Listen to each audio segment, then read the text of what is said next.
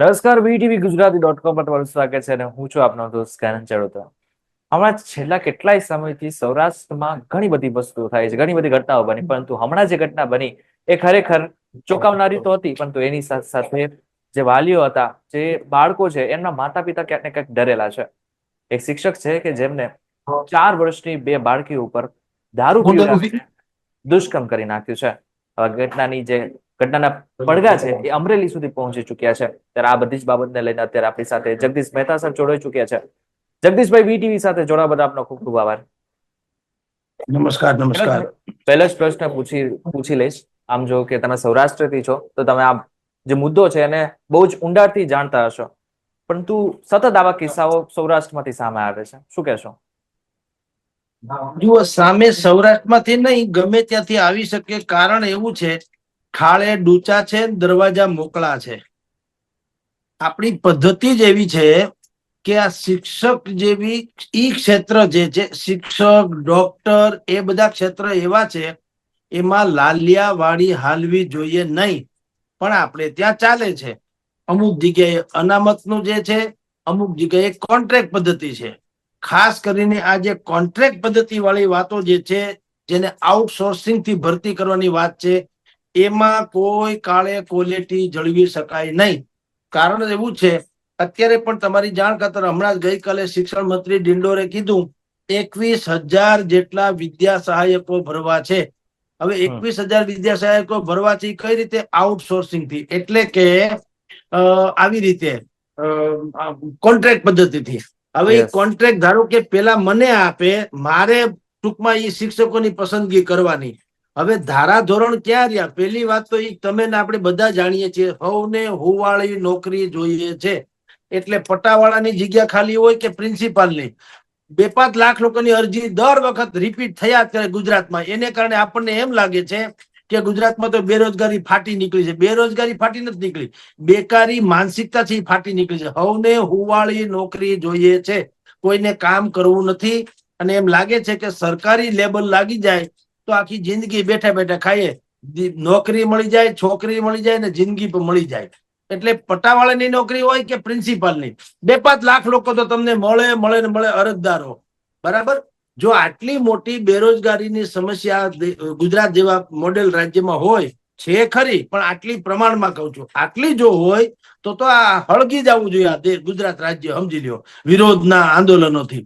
પણ એવું કઈ નથી. ઈનો ઈ ધણ છે, ધણ કહું છું, ઈનો ઈ ધણ. તમે જ્યાં હોય ને ઈ અરજી કરે, અમને રાખી લ્યો. હવે સરકારે પણ શું કર્યું છે? આવી રીતે આઉટસોર્સિંગ થી ભરતી કરવાનું કીધું. એટલે આઉટસોર્સિંગ નો કોન્ટ્રાક્ટ જેને મળ્યો હોય એને પેલા તો સૌથી પેલા લોટરી એને લાગે. કારણ શું છે કે જગ્યા છે 21,000 ની અને સ્વાભાવિક અરજી 9 લાખ ની આવવાની. એટલે એ 9 લાખ માંથી પછી પોતે નક્કી કરે કે કોને લેવાનું, કોને નહીં, શું કામ નહીં, શું કામ. હા, સાચા ખોટા, ઈધર ઉધર, કાગળિયા કરે, દસ્તાવેજ પુરાવા. પેલા તો નોકરી માટે પૈસા લે, 2 લાખ 5 લાખ, જેવો ગ્રાહક, જેવી જરૂર, જેવી વાત. એમાં ટેલેન્ટેડ ને સારા ને ખરેખર પછાત કે જેને આપવા યોગ્ય કે એવા તો બિચારાનો મેળ જ ન પડે. જે લોકોને નોકરી કેવળ ને કેવળ સ્ટેટસ સિમ્બોલ માટે જોતી હોય, એવા લોકો, મોટા ભાગના લોકો આવા સેટિંગમાં ગોઠવાય. હવે એમાં ક્યાં ક્વોલિટી? આજે ભાઈની તમે હું વાત કરવા જઈ રહ્યા છે, અમરેલીની મહેન્દ્ર પટેલ, એ પણ એમાંનો એક છે. માથા ભારે છે અને આપણી ભાષામાં કહો તો ખોચરું પ્રાણી છે. ખોચરું પ્રાણી એટલા માટે આરટીઆઈ એક્ટિવિસ્ટ થઈને એને કોઈને હક લેવા દીધું નહીં. એટલે બધાને શું કે ભામને કાઢો અહીંથી. એટલે એ લોકો એને ત્યાંથી કાઢ્યા અને એને બીજી જગ્યાએ ફંગોળ્યા. એક જગ્યાએ તમારી બીજી જગ્યાએ ફંગોળ્યા. આના પત્ની ભાઈ જે છે અહીંયા અમરેલીના બહારપરા નામનો એક વિસ્તાર છે અમરેલીમાં, એમાં એના પત્ની નોકરી કરે શિક્ષિકા તરીકેની. હવે એ બિચારીને તો ખબર નહીં હોય કે ભાઈ ના હું લખણ છે, પણ એને ઓળખાણ કાઢી હોય કે ગમે તેમ. જો આવી વાત વાસ્તે ગાસ્તે પરસોત્તમ રૂપાલા પાસે, પરસોત્તમ રૂપાલાના સગા બેન યા મહેન્દ્ર પટેલના સગા કાકી, એટલે થયું કુટુંબ. એટલે એની મહેન્દ્ર પટેલને પણ અહીં એના પત્ની જ્યાં નોકરી કરે છે બહારપરા અમરેલીમાં, એ બેને ભેગા કરી દેવા હાટું થઈને પરસોત્તમ રૂપાલાએ જે પ્રભાવિત કામગીરી કરી હોય એટલે એની બદલી અહીં થઈ હતી. બાકી પેલા એનો રેકોર્ડ ખરાબ હતો કે આરટીઆઈ ની અરજી કરે અને બધાને હેરાન કરે. ઈ બરાબર. ઉપરાંત એ દારૂ પીવાની ટેવ ધરાવવા વાળો જણતો છે. હમ. એટલું જ નહીં, એ ભાઈ છે એની એક પોસ્ટ હતી.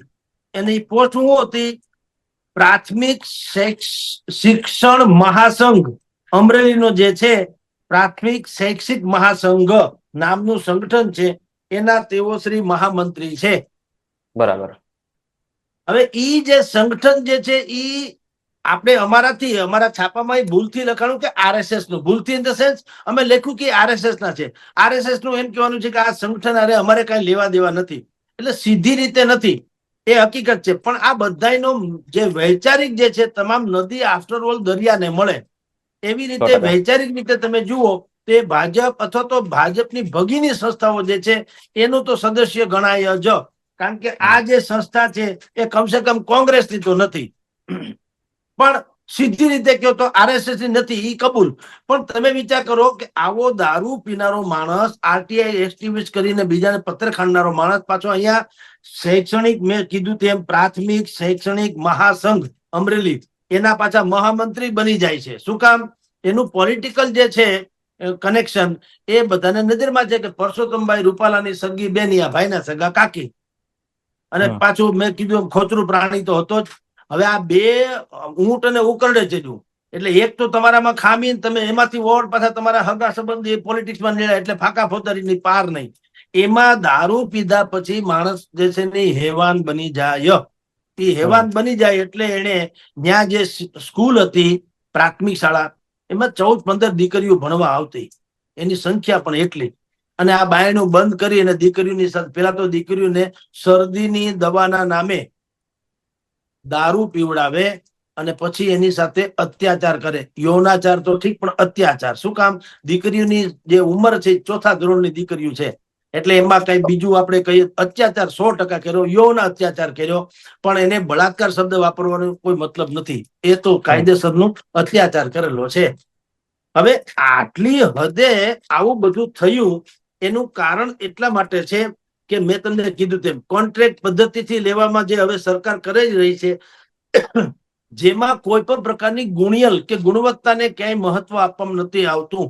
પ્રાથમિક શિક્ષક જે છે એને અગાઉના જમાનામાં માસ્તર શબ્દ વાપરાતો હતો, માસ્તર, જેનું સ્તર માં જેવું હોય તે માસ્તર. એના વહુ તમે છોકરા મૂકી દો, દીકરી દીકરા તમારા સંતાનોને મૂકો, તો જે રીતે માવતર એની કેર કરે એવી રીતે આ લોકો એની કેર કરે, એવી સમજણ સાથે એને માસ્તર શબ્દ કહેવામાં આવ્યો હતો.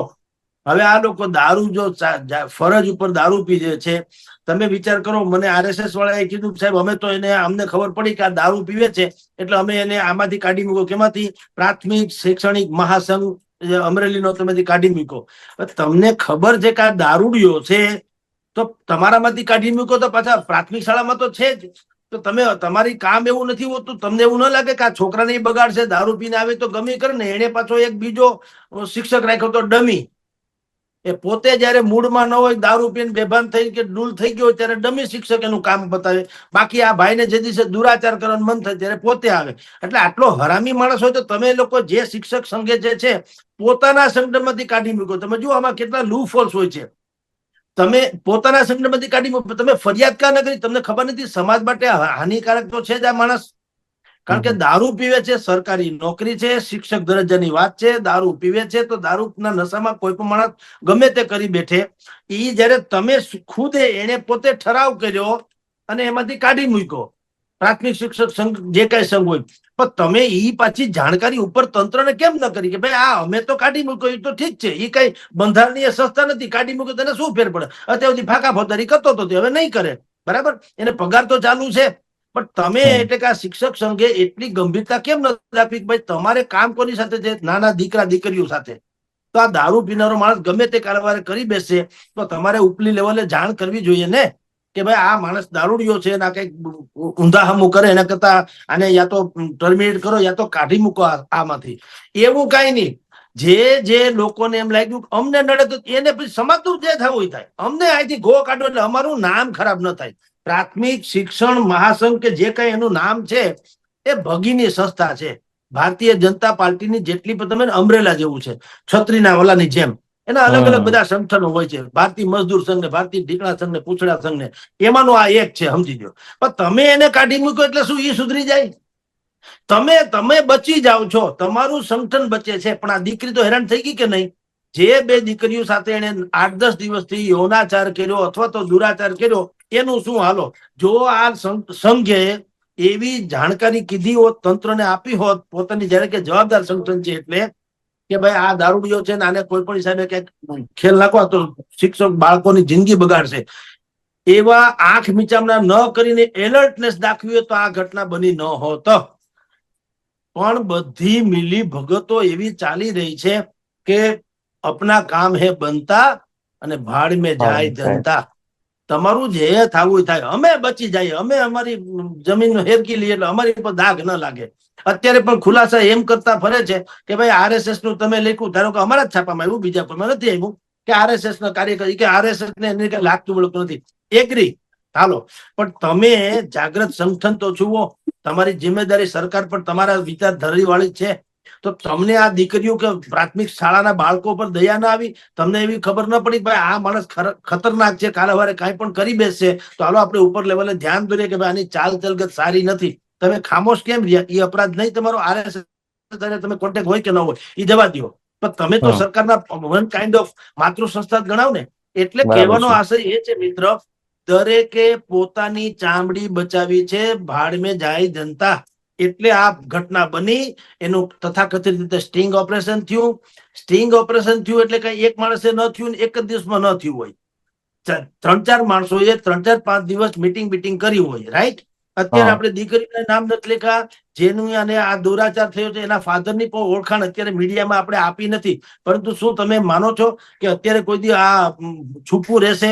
જે 5-7 લોકોએ સ્ટિંગ ઓપરેશન કર્યું હોય, મીટિંગ કર્યું, ઈ એના કમસે કમ ઘરવાળાને તો કહેશે કે ભાઈ આવું આનો દારૂડિયો છે ને અમારે સ્ટિંગ કરવું છે. હવે સ્ટિંગ તો થઈ ગયું, પકડાઈ ગયો, બે દીકરી કોણ હતી એના આસપાસના લોકોને તો ખબર પડવાની. ધીરે તમે ગામડામાં એક ખબર છે ને, પનિહારી પનઘટ નામનો એક જે વિસ્તાર હોય ને, બધી બાયું ત્યાં પાણી ભરવા આવે, બધા એકબીજાની વાતો કરે ને પાછા કે હું કોઈને કહેતી નહીં એમ કે આખા ગામને ખબર પડે. એમ આ બે દીકરીઓનું પણ આવું જ થવાનું. જે કોઈ છે એ કાનાફૂસી કરતા કોની દીકરી તો અંતે ફલાણા ભાઈની દીકરી આવું થયું, તો એની જિંદગી તો બરબાદ થઈ કે નહીં? એટલે હું કહું કે જે અત્યારે માની લ્યો કે આ પ્રાથમિક શિક્ષક સંઘ કે જે કોઈ છે, પ્રાથમિક શૈક્ષિક મહાસંઘ એવું તો નામ છે, એવા લોકોએ જે જાગૃતિ દાખવી હોત તો આ ઘટના બની ન હોત, બે દીકરીની જિંદગી બચી હોત અને આરામ ખાઈને સજા મળી હોત. પણ આપણી જે મેન્ટાલિટી છે કે કોન્ટ્રાક્ટ સિસ્ટમ ભરી દો, પછી એનામાં લાયક કઈ હોય કે ન હોય, એના આધારે ભલે વાંકા હોય અને હોળે હરાવેલો હોય, ટોટલી બદમાશ હોય તો ગાલી દો શિક્ષક તરીકે, પગાર તોડતો રહીએ અને આ બધાની જિંદગી બરબાદ કરતો રહીએ. આ સ્થિતિનું નિર્માણ થયું, એને કારણે અમરેલીની આવી ઘટના બની. જી, અમરેલીમાં ઘટના બની, ગુજરાતમાં કેટલાય જગ્યા ઉપર આવી આ પ્રકારની ઘટના પહેલેથી બનતા આવ્યો છે. પ્રશ્ન તંત્ર પર બને છે, પરંતુ જ્યારે મોટા માથાના નેતાઓની વાત આવે અને કોઈ સગાવાલો નીકળી જાય, ત્યારે ક્યાંક ને ક્યાંક બચી પણ જતા હોય છે. આ તો અત્યારે મુદ્દો ચગી ગયો છે એટલે આ ભાઈ પકડાઈ ગયું છે, પરંતુ એવા તો ઘણા એવા કિસ્સાઓ હશે કે જ્યાં મોટા માથાના નેતાઓને કારણે બચી જતા હશે આવાને. આપની જાણ ખાતર મહેન્દ્ર પટેલ નામના આ વિકૃત શિક્ષકની સામે ફરિયાદ નહીં કરવાની 25 લાખ રૂપિયાની ઓફર એક આજ શાસક પક્ષના જ નેતાએ કરી હતી. બોલો, ગઈકાલની જ વાત કરું, 25 લાખ રૂપિયા રકમ એ કઈ પોતાના ખીચામાંથી તો આપવાના નતા. એનો અર્થ એમ છે કે મહેન્દ્ર પટેલ જે છે પકડાનો, એને 25 લાખની કોઈ વેલ્યુ નથી, તો જ આ 25 લાખ આપવા બેઠો હોય ને. તો આવા લોકોને નોકરી આપો એને કરતા જેને જરૂરિયાત છે, બિચારા જે લોકો ખરેખર ભણી ગણીને ડિગ્રી પ્રાપ્ત કરી રહ્યા છે, આદિવાસી છે, દલિત છે, માઇનોરિટીઝ છે, પણ ક્લેવર છે, હોશિયાર છે, શિક્ષિત છે, લાયક છે, એવા હજારો યુવાનો છે, એને આપતા હો તો આ જે આઉટસોર્સિંગ વાળી પ્રથા છે ને, એ ભ્રષ્ટાચારનું આખી ગટર છે. એમાં કોઈને કાંઈ માપદંડ નહીં, જેની પાસે ગાંધી છાપ વધારે અથવા તો જેના છેડા આડે એને લઈ લેવાના, એટલે આ ભરતી થઈ જાય છે, એમાં આવા કાંડ થાય છે. એને કારણે ગુજરાતના ખરેખર લાયક એવા લાખો યુવાનો રજળતા રહી જાય છે. ઈ આંદોલન કરે તો ના આરામ ખાયા જે છે એ ટેબલ તળે આવા દુષ્કૃત્યો કરે. તો સવાલ એટલો છે કે એના પોલિટિકલી જે વિંગ હોય છે, એક તો પોતાનું મેં તમને કીધું બેકગ્રાઉન્ડ જે છે એ પણ આવું જે છે એ ભાજપના ભગીની સંસ્થા છે, કમસે કમ એનું તો છે જ. એમાં અધૂરામાં પૂરું પરસોત્તમ રૂપાલાના સંબંધી નીકળ્યા, અધૂરામાં પૂરું નોકરી તો ભગવાનની દયા છે, કાયમી સરકારીમાં તો એવું છે હરામ ખાયાને કાઢી તો હકાતા નથી. એ બેઠા બેઠા રોટલા તોડે, દુનિયા આખીની ઇજ્જત ઉપર ખિલવાડ કરે, વધી વધીને એને બદલી થાય, એને વધી વધીને તો એ સસ્પેન્ડ થાય 6 મહિને પાછો આવે, બદલી થાય તો ન્યા લખણ ઝળકાવે. એટલે 12 ગાવે બોલી બદલે, તરુવર બદલે શાખા, બચપણના કેસ બદલે પણ લખણ ન બદલે લાખા. જ્યાં જઈને આવા જ પાપી લોકો છે, આવા લોકો જેને જિંદગી આ કુમળા બાળકોની લાઈફ તમે વિચાર કરો, એ 4થા ધોરણની દીકરીઓ છે, કમસે કમ એની ઉંમર 9 વર્ષની હોવાની, તો સાવ તો નાદાન નહીં હોય, એને એટલી તો ખબર પડી કે એની સાથે કઈક ખરાબ તો થયું છે, એટલી તો ખબર પડી છે. હવે જિંદગી આખીનો બોજ કેવો, તમે એ 2 દીકરીઓની માનસિકતાનો અને એના ખાસ કરીને એનો અને એના પરિવારનો તમે વિચાર કરો ને, એ ક્યારે વિચાર કરી શકાય ખબર છે? હું અને તમે અને આપણને સાંભળનારા જે હોય તે, ઈ આ 2 દીકરીઓને પોતાની દીકરી અથવા બેન માને તો ખબર પડે કે આ ઘટના કેવી ખતરનાક છે. આખી જિંદગી ઈ 2 દીકરીઓ હવે કોઈને મુંહ બતાવવા, જ્યારે કે એનો કોઈ વાંક નથી, પણ એને બિચારીને હવે તમે જુઓ, એને એનો લઘુતા ગ્રંથિ જે પીડા છે, એને એમ થશે કે મારી ઉપર ક્યાંક દુષ્કૃત્ય થયું. હવે સમાજ એને પાછો તિરસ્કૃતની ભાવનાથી જોશે, નહીતર એમ નહીં કે બેટા તારો કોઈ વાંક નથી, શિક્ષકને કડકમાં કડક સજા થવી જોઈએ અને આ દીકરીને અપનાવી લે, એવી વાત નહીં થાય. હવે દીકરીઓ આખી જિંદગી જીવશે ત્યાં સુધી ઝૂરશે કે મારી સાથે કંઈ પણ પ્રકારનું એવું ખરાબ કૃત્ય તો થઈ જ ગયું છે. એ તો હકીકત છે. તમે વિચાર કરો, કોણ એનો હાથ પકડશે, કોણ એના માવતરને સાંત્વના આપશે, કોણ એની જિંદગી સવારશે? એટલે આ સવાલ છે ભાઈ કે, અને કાંઈ સરકારમાં કોઈ, હું તમને કહું, દયા નામની કોઈ ચીજ છે? એનું કોઈ અત્યારે હું એક્શનમાં શું લેવાનું? ધરપકડ, હમણાં જામીન ઉપર છૂટીને આરામ ખાયો પાછો ટેસડા કરશે. એટલે આ ધડારૂપ સજા કોને કહેવાય? આ કઈ જેવો તો દુષ્કૃત્યનું કૃત્ય છે, એ કઈ જેવો તો અપરાધ છે. જે કુમળા બાળકને ખબર નથી હોતી જિંદગીની કોઈ પણ ખરાબીની, એની સાથે તમે આવો દુર્વ્યવહાર કરીને આખી જિંદગી એની દોજખ બનાવી દો, નર્ક સમાન બનાવી દો, એનાથી મોટી કઈ મોટો અપરાધ હોય? આને તો યોગી આદિત્યનાથની જેમ શૂટ એટ સાઇટ એવું જ હોવું જોઈએ. 100%. ધડારૂપ સજા કોને કહેવાય? પણ કશું થશે નહીં. પાયલ કાંડમાં કઈ થયું નહીં તો આમાં તો શું થાય? પૈસાના જોરે છૂટી જશે અને પોલિટિકલની ઓથે વળી પાછો એ ખીલશે. બોલો.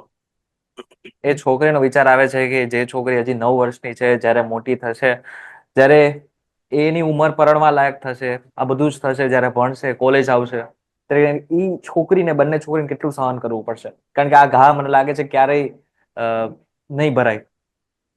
ઓબ્વિયસલી અત્યારે બી તમને કહું મિત્ર, 9 વર્ષની ઉંમર છે એટલે મેં કીધું તેમ એ થોડીક તો સમજણી હોય છે કે કાંઈક ખરાબ થયું છે, એટલી તો ખબર પડે જ છે. તમે વિચાર કરો તો એની હવે અત્યારે એની કુમળી વય છે, કિશોર અવસ્થા છે, તરુણ અવસ્થા છે, નાદાન અવસ્થા છે, ભોળી છે, નિર્દોષ છે અને બિલકુલ નિષ્પાપ છે. હવે એની માનસિકતા શું? એને સમજણ નામની ચીજ તો હોવાની નહીં કે હવે ઠીક છે, આપણો કોઈ વાંક નથી, જેણે કર્યું હશે એને એના કર્મના ફળ મળી જશે, કાયદો એની રક્ષા કરશે કે આને આમ કરશે. કાંઈ નહીં. હવે એનું ભવિષ્ય જે છે એ અંધકારમય છે. એ ખૂણામાં બેસીને ક્યાંક આંસુ સારતી હશે. એના માવતરે આ છુપાવવું કેમ? કારણ કે આસપાસના લોકોને તો ખબર, મને ને તમને ખબર નથી કે કોણ છે એ, પણ એના આસપાસમાં તો ખબર છે. તમે 15 દી પછી અમરેલીમાં આટો મારજો, લગભગ આખા અમરેલીને ખબર પડી જાય કે ફલાણાભાઈની દીકરી હારે આવું થયું હતું. બોલો. તો એની લાઈફનું શું? એટલે સરકારે એ સેન્સને ધ્યાનમાં લઈને આ 2 દીકરીઓ જે છે જેની હારે આવું દુષ્કૃત્ય કર્યું છે, એની જવાબદારી સરકારે લેવી. સરકારનો પણ બીજો શબ્દ છે, જેમ મેં શિક્ષક માટે માવતર શબ્દ વાપર્યો, સરકાર માટે થઈને એક શબ્દ છે માવતર. શિક્ષકને કહેવાય માસ્તર, સરકારને કહેવાય સરકાર માઈ બાપ, એમ આપણે કહીએ છીએ. માઈ બાપ નું ગુજરાતી શું? જિસકા કોઈ નહીં હોતા હૈ ઉસકા ખુદા હોતા હૈ. એની જેમ જેનું કોઈ નહીં એનું સરકાર હોય. આનું બધાય છે, મા બાપ છે, પણ અત્યારની સ્થિતિ તમે જુઓ, મેન્ટલી સ્થિતિ તમે જુઓ, કેવી હાલત થઈ હોય. એના ઘરે હવે આજ પછી ક્યારેય ઉત્સાહપૂર્વકનો કોઈ અવસર ઉજવાશે નહીં, કારણ કે દીકરીના કિસ્સા છે. હવે તમે જાણો છો અત્યારે ઓલા ગુરુકુળનો એક ઇસ્યુ પણ ચાલે, ફરેણી રાજકોટ બાજુમાં દુષ્કૃત્યનો. જો સંતો જેવા સંતો પણ પોતાની આવી પ્રકારનો સંયમ ગુમાવી દેતા હોય અને આટલી હેવાનિયત ઉપર ઉતરી જતા હોય, તો આ તો દારૂડિયો હતો. તો તો મારો તમને ઈ જ વાત છે મિત્ર કહેવાનું કે જે શિક્ષક શૈક્ષણિક સંઘ કે જે કઈ નામ છે એને માત્ર આને શું કર્યું, એને પોતાના સંગઠનમાંથી કાઢી મૂક્યો, બસ એટલું જ. તો કાઢી મૂક્યો એટલે તમે તો શું કર્યું, એક અણુબોમ્બ ને તમારા ઘરમાં તો તમે અણુબોમ્બ છૂટો મૂકી દીધો, હવે લાગે ભાગે લોહી ની ધાર. તમારે તો તંત્રને કેવું જોઈએ કે આ હરામ ખાયો છે, દારૂ પીવે છે, ખરાબ છે, પાછો શિક્ષક છે, કાલાવારે કાંઈ બી કરશે, એવું તમે કેમ ન દાખ્યું? એ ન દાખ્યું અને જો આ બે દીકરીની જિંદગી બરબાદ થઈ. એટલે સાહેબ આમાં એવું છે, વ્હાઈટ કોલર જોબ, જેને રાજકારણી સફેદ કોલર, વ્હાઈટ કોલર, એના અપરાધ છે ને એ પ્રચંડમાં પ્રચંડ છે. ગુંડા તો ઓલા કે ને કે ભાઈ આના કરતા તો મન મેલા અને તન ઉજળા, બગલા કપટી અંગ ને એથી તો કાગા ભલા, જેના તન મન એક જ રંગ. ગુંડા ખબર તો પડે કે ગુંડો છે, બદમાશ ની ખબર તો છે કે બદમાશ છે, ગેંગસ્ટર હોય, ગુંડો હોય, માફિયો હોય, ખબર તો છે. દાઉદ છે એટલે દાઉદમાં તમે ને હું કોઈ દી ભરોસો મૂકીએ નહીં, આપણને ખબર છે કે હરામી છે, ધેટ્સ ઓલ, વાત થઈ ગઈ પૂરી. પણ તમે દામોદરના નામે આવો છો ને દાઉદ થાવ છો, ઈ બહુ ખતરનાક છે. એટલે આ સ્થિતિમાં એવું થયું છે, તમે શિક્ષક છો એટલે બે માવતરોએ તમારી ત્યાં એની દીકરી મૂકી દીધી કે મારી દીકરીને તમે ભણાવજો, તમે શું કર્યું, એની જિંદગી બરબાદ કરી. એમાં જેટલા પણ લોકો ખામોશ રહ્યા, અને હજી પણ તંત્ર જેટલું ખામોશ રહે એટલી તંત્રની ભયંકર વાંક ને પાપ કહેવાય. હું તો એમ કહું એની સજા તો ઈશ્વર સિવાય બીજો કોઈ આપી શકે નહીં. છેલ્લો એક પ્રશ્ન, તમે ટૂંકમાં જવાબ આપી શકો છો તમારા સમયના હિસાબે, બટ પૂછી લઈશ. આવી ઘટનાઓ બને છે, શિક્ષક હેવાન થઈ જાય છે, સંતો આ પ્રકારના કૃત્ય કરી રહ્યા છે, આની પાછળનું એકચ્યુઅલમાં કારણ શું છે, અગર તમારા ધ્યાને હોય તો? કારણ એવું છે, તમારે કુવામાં હોય તો અવેડામાં આવે. આ બધા ખાલી ખોખા છે. ભગવા પહેરી લે એટલે સંત નથી થઈ જતા, ધોળા હોય એટલા દૂધ નથી હોતા, પીળું હોય એટલું સોનું નથી હોતું. પણ આપણી માન્યતા જે છે, જનતાની માન્યતા, કારણ કે જનતા લાચાર છે, એની પાસે કોઈ માપદંડ નથી કે આ શિક્ષક તરીકે જેને મૂકવામાં આવ્યો છે એ માણસ કેવો છે, એની પાસે કોઈ ફૂટપટ્ટી નથી કે માપી શકે. એટલે આપણે લાચાર છીએ. સરકારે અને સમાજના નેતાઓએ અને બધાએ વિચાર કરવો પડે. આજે આ બે દીકરી છે, કાલ તમારી મારી દીકરી પણ હોઈ શકે આનો જે છે અપરાધીપણામાં. તો સવાલ દરેક માણસે હવે છે ને એક સૈનિકની ભૂમિકા ભજવવી પડશે, તમામ પ્રકારના સૈનિકની, એમ કહું છું. હવે આમાં તમારે એટલે કે મારે ને તમારે નાગરિક તરીકે વેઠવા કરતા તે થોડીક અવેરનેસ કઈ કરવી જોઈએ. અત્યારે જે સ્કૂલમાં આ ભાઈ હતો, જ્યાં સુધી એને શિક્ષણના ખાતામાંથી બિલકુલ ટર્મિનેટ એટલે કઈ જોઈએ જ નહીં, બદલી પણ ડિસમિસ ન કરે ત્યાં સુધી અમરેલીના જેટલા પણ લોકો જે ઈ સ્કૂલના સંબંધીઓ અને જેટલા એની આશ્વાસન આપે છે એ બધા એ કરવું જોઈએ. આને એક વખત ધડો કરાવો, આવો માણસ જોઈએ જ નહીં.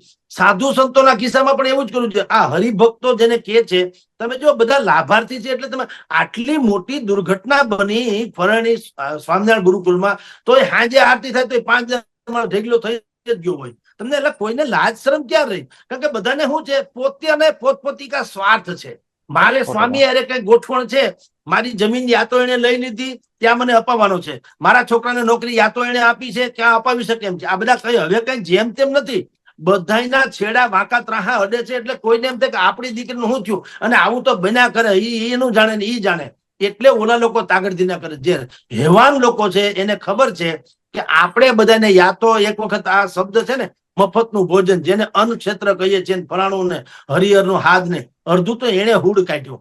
એટલે મફત હોય સૌથી મોંઘું પડે. તમારી મફત આ જગતમાં કઈ હોતું જ નથી. એક જમાનામાં મફત હતું, શું હતું? વટે માર્ગો માટે હતું. જે લોકો અંતરિયાળ જગ્યામાં ધાર્મિક જગ્યા હોય અને ઈ જગ્યાઓમાં કોઈક વટે માર્ગું નીકળે, જે દિવસો સુધી ક્યાંકથી રખડતા ભટકતા હોય, અથવા તો હિજરત કરીને નીકળ્યા હોય, યા મુસીબતમાં હોય, તો એના માટે આ શબ્દ હતો ને એને જમાડવાની વાતો હતી. પણ હવે શું થઈ ગયું? જેને કાંઈ નથી, હાલો ખાવાનું તો હરામનું મળી જ જાય છે, વગર મહેનતનું ખાય, એને કોઈ સંસ્કાર ક્યાંથી આવવાના? આવશ્યકતા પ્રમાણે જમવું અને જમવા હાટું મંદિરમાં ત્રાટકવું, બે વચ્ચે ફેર છે. એટલે તમારી જાણ ખાતર આ બધું જ ચક્ર જે છે, સાધુ સંતો શું કામ મોબાઈલ હાથમાં આવી ગયો અણુબોમ્બ જેવો. એગ્રી. તમે ગોદડા ઓઢીને જવાન દીકરી શું જુએ છે, આપણે એક ઔચિત્ય ખાતરે, એક મર્યાદા ખાતરે આપણે દીકરીના ગોદડા ઉચકાવીને જોવાના નથી કે શું જુએ છે. તો તમારે આ ખાડે ડૂચા દરવાજા મોકલા. મેં કીધું સરકારમાં બુદ્ધિનો છાંટો નથી. એને આઈટી કંપનીઓ, આપણું આઈટી મંત્રાલય છે આખું, એના મંત્રી છે, સૂચના પ્રસારણ ખાતાના મંત્રી છે, તો એને આ બધું ચલાવવું શું કામ જોઈએ? કે ઓટીટી ઉપર તમને ગાળું દેવાની છૂટ, અને તમને શરમ નથી આવતી? ઓટીટી એટલે શું છે? એ કોઈ પરદેશમાં છે, ન જોવા એવું છે? એ મારા મોબાઈલમાં આવે છે, તો તમે એને છૂટ કઈ રીતે આપો? તો તમારું સેન્સર પણ શું કરે? જખ મારે છે. એટલે બધા બેવકૂફની ઓલાદો છે, બધાય કાયદેસર હપેલા બપેલા છે. હવને પૈસામાં જ રસ છે, કોઈને તમારા, મારા કે મારી, તમારી દીકરીમાં કોઈને રસ નથી. એ બધી ઘડી બે ઘડી ખરખરો કરવાનો, ત્યાં બીજી ઘટના બને ત્યાં ભૂલી જવાનું. પાયલની જેમ, પાયલનું પતિ ગયું, હવે આ દીકરીનું બેનું થયું, 5-15 દી આ હાલ છે, ત્યાં વળી બીજી દીકરીનું થશે. આવા જ કાંડ બને છે, કારણ કે સરકારે છૂટ આપી દીધી છે, અને સમાજે સહન કરવાનું, એની જે શક્તિ છે સમાજની, એ કેવળ સહન માટે થઈને ખરપાઈ ગઈ છે. બગાવત માટેની શક્તિ હોવી જોઈએ નથી, વિદ્રોહ કરવાની શક્તિ હોવી જોઈએ નથી, કેવળ સહન શક્તિ બચી છે. અને ઓલા લોકો જુલ્મી છે, પૈસા સિવાય એને કાંઈ દેખાતું નથી. નહીતર સીધી વાત છે, આઈટી કંપનીઓ જેટલી આટલી તમારી જાણ ખાતર આને જે કઈ શબ્દો એને વાપરવામાં આવે છે, કે ઇન્સ્ટાગ્રામ ને ફલાણું ને, મને તો અડધું પડધું આવડતું નથી, પણ એ જે હોય તે બી તમને ઓટીટી કયો કે ખોટીટી કયો, તમે મૂળ આવું પીરસો છો શું કામ? પીરસો છો ત્યારે થાય છે. ફોન વિડીયો જોઈને કોણ હોય ઈ તમારી જાણ ખાતર? કોઈ સ્વામી વિવેકાનંદ બને કોઈ દી ફોન વિડીયો જોનારો માણસ? એ તો હગો ભાઈ હોય તો બેન ઉપર કાળી નજર કરે, એટલું તો ખતરનાક એમાં કન્ટેન્ટ આપતા હોય છે, તો અપાવો છો જખ મારવા. એટલે વાત એવું છે કે આ બધા ઉઘાડી આંખે સપના જોવે છે, અને હરામ ખાયા છે તમારી જાણ ખાતર તંત્ર પણ. અને એને ખબર છે કે પ્રજામાં ક્યાં આપણે એકતા રહેવા દીધી છે, એટલે એકતા તો છે નહીં. 3 જણા ખરાબ બોલે, 3 જણા સારું બોલે, ટાઈ ફીસ. કોઈ જનતા એક અવાજે નથી કીધી કે આ ફોન વિડીયો તમારે આપવો શું કામ છે? એનાથી શું થાય મને કયો? હવે તમારે તમાકુની ખળી હોય તો તમાકુના ખેતરમાં તમારે સબસિડી આપવી છે, ને અહીંયા જાગૃતિ વ્યસન મૂકીને સંમેલન. અરે બેવકૂફો, તમે તમાકુ પેદા કરો છો શું કરવા? એમ કઉ છું. એટલે આપણે ત્યાં આવી દોધારી તલવાર છે, એને કારણે આવા બનાવો બની રહ્યા છે. જી In short, જો જોવા જઈએ તો જ્યાં સુધી સરકાર જાગતી નથી ત્યાં સુધી આવા કેસો આપણી સામે ચોક્કસથી આવવાના છે. જગદીશભાઈ, VTV Gujarati.com સાથે જોડાવા પર આપનો ખૂબ ખૂબ આભાર. જી નમસ્કાર.